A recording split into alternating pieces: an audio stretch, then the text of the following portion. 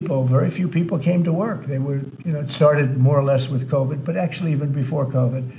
But it started with the COVID. They didn't come back, and then Biden let them get away with murder. And we had a federal workforce like 4% coming into the office, and that just doesn't work. People can say it does, but it doesn't work. You have to be unified in a group in the office. It's just it was crazy.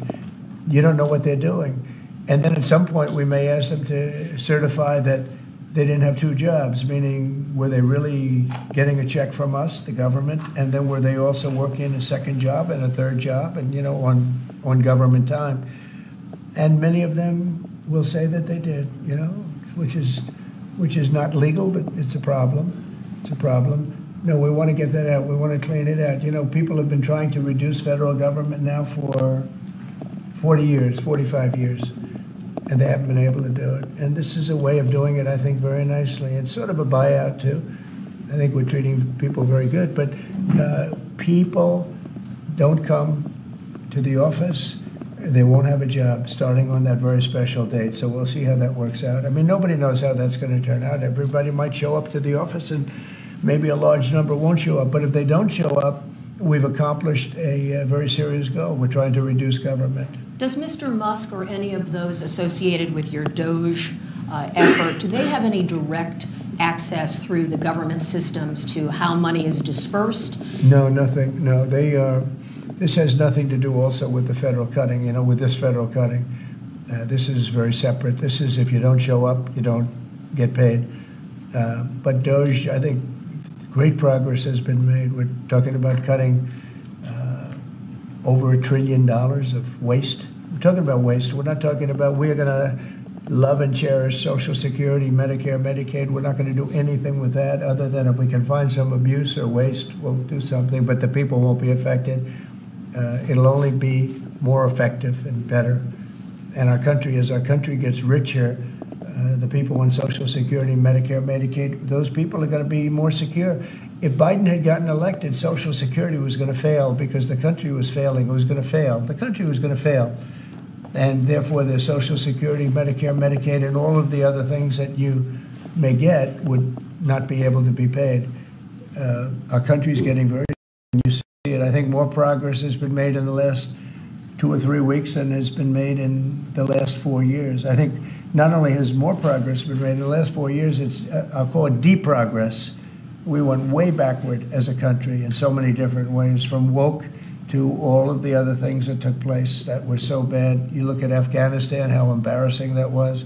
I think Afghanistan really started the problem with Russia and Ukraine. When Putin looked over and he saw how incompetently that was handled, I was getting out, but I was going to keep Bagram. Right now, China has Bagram. I was going to keep one of the biggest air bases in the world. They left it. But other than Bagram, I was going to get out. And I wasn't keeping Bagram for Afghanistan. I was keeping it for China because it's 1 hour away from where China makes its nuclear weapons. And we were keeping it. So we have a lot of great things happening in our country, and we appreciate that you're here. And I'm really thrilled about Doug, and I'm really thrilled about his friend, Chris Wright, who's a legend in the oil business, right? They keep telling me, Catherine, he's like a legend, and he's a legend too in a lot of businesses. And we have an amazing group of people working with us. There's a man behind me who became a tremendous success. He was not a wealthy man. He didn't start off a wealthy man, and he ended up a wealthy man. And that's a great talent, and he's willing to sacrifice so much and to put it to work for our country. Watch the job he does on the interior, but in particular on really making our country very, very wealthy by utilizing it properly. And at the same time, environmentally, he does it he's very much an environmentalist. He's going to do it very carefully and very painstakingly good. But you just watch what happens. And working with the Department of Energy, where his compatriot, his friend, and also considered the most talented man in the oil business, is the head of the Department of Energy, and they work together. It's almost like a partnership. It really is a partnership. And watch what that does for our country. It'll be a fantastic thing to see. Thank you very much, everybody. Thank you, Fred. Thank you, Fred. Tulsi got it. Thank you. Thanks, guys. Let's go. Let's go.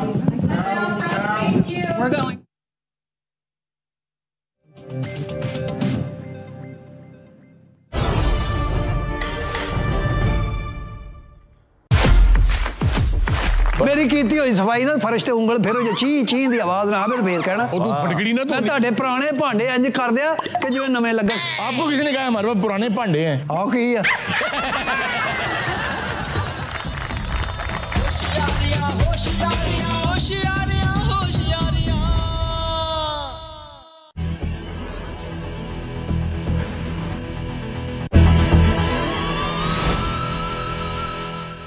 में देखिए समझौता तो इसी तरह से होता है ना, एग्रीमेंट इसी चीज़ का नाम है।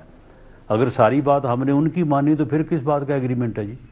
या अगर हमारी उन्होंने मानी है, एग्रीमेंट तो नाम है उस चीज़ का कि वो कुछ वो नीचे आए कुछ हम ऊपर जाएं, तो उसके बाद जो है वो कोई कंसेंसस पॉइंट आए तो वो आप उसके ऊपर आप बात कर सकती हैं।